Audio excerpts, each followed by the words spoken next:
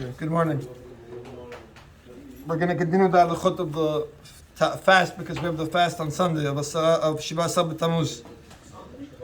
Sunday is already the fast. We started 3 weeks on Sunday. Ben HaMetzarim. He says like this: Achila v'shtia kodem amud hashachar.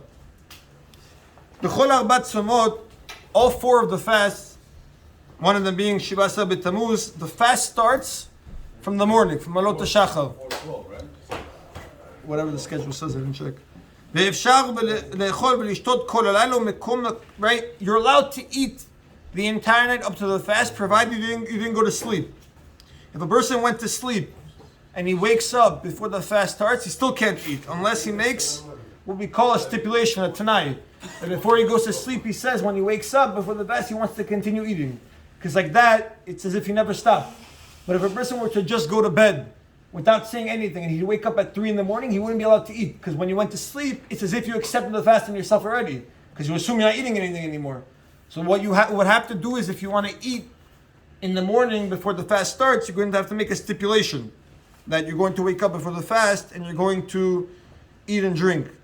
Now let's say a person wakes up 30 minutes before the fast starts. He cannot eat bread anymore or cakes more than a kabitza. He would have to have the restriction because we're before davening. So if a person wants to have, a sandwich or cakes, he would have to wake up earlier than 30 minutes before the fast. He'd have to start earlier. Now if somebody, let's say, forgot to make this tonight, and he wakes up now and he's very thirsty, he has to drink water. He says for water, they're not so strict. For water, they'll be more lenient, and even if you forgot the stipulation, you can have a drink. However, he writes, this is all according to the Shulchan Aruch, according to the Zohar is very strict. The Zohar says anyone who goes to sleep, even if he makes it tonight and he wakes up and he eats, they call it as if he worshipped idols, as if he's very strict. He disagrees with the Gemara. It's a machloket in the Bavli and the Zohar. The Zohar disagrees with the Gemara and he says even with the tonight does not work. So Rav Ovadia, again, he goes through about 2 pages over there saying how we accept upon ourselves Gemara against Zohar.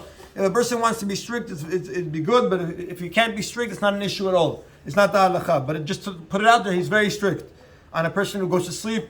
Even if he wakes up at 2, 3 in the morning, he's not allowed to eat before he prays. Because he has very harsh things over there, he says. Now, what does it mean to go to sleep? Right? We said a person who goes to sleep and didn't make it tonight, he's not allowed to eat. What does it mean to go to sleep? Geder hashina. He says, there are 3, the Achronim wrote several levels here. Right? The obvious basic level would be if you went to sleep on your bed and you didn't make a tanai, obviously you can't eat anymore, right? Sleeping on your bed is the worst thing. Number 2, he says, let's say a person slept on the couch or on the table, put his head down on the table, but he did it not as a temporary sleep, but for a long period. That's also considered sleeping. If you want to consider it not sleeping, it has to be dozing off. But if you put your head on the table or if you lay down on the couch intending for a long period of sleep, that's also, you can't eat anymore afterwards. Now he says, let's say a person fell asleep in the middle of his meal. He was eating his meal, dinner at 10, 11, 12, and he fell asleep on the table, right? And then he wakes up at 2, 3 in the morning. He says he's allowed to continue eating. Why? Because before he fell asleep, he wanted to continue eating. What's the whole purpose if you don't make a stipulation? You can't eat anymore when you wake up, right? I ate dinner at 10. I went to bed. I wake up at 3. Why can't I eat anymore? Because by you going to sleep, you're showing that you're done eating.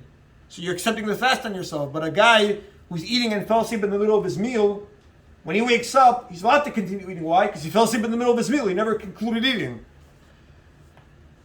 He says also like this, let's say, the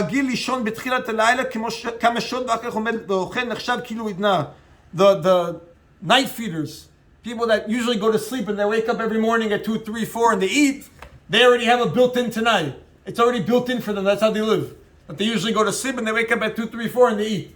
So they wouldn't have to make it tonight either.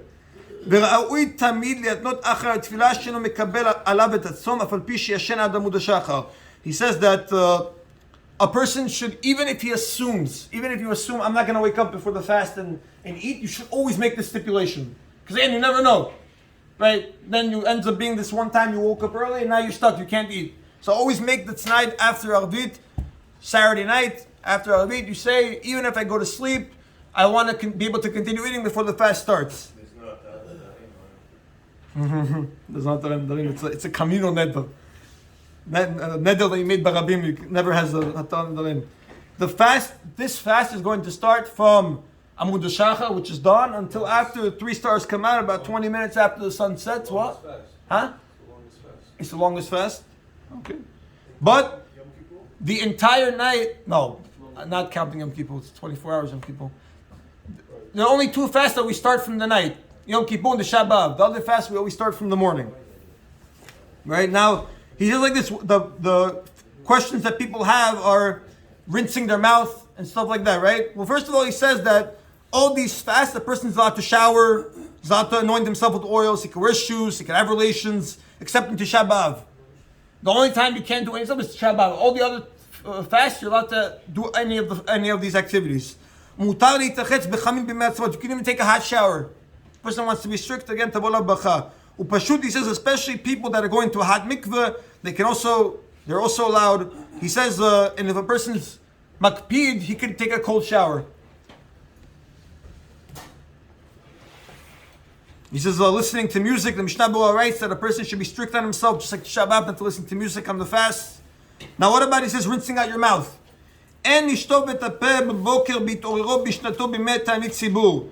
says, conceptually, a person should not rinse out his mouth during a fast day, when he wakes up. Let's say a person, it's really bothering him and he won't be able to function. When you put very little water in your mouth, 2 ounces, 3 ounces. 81 gram, 81 cc.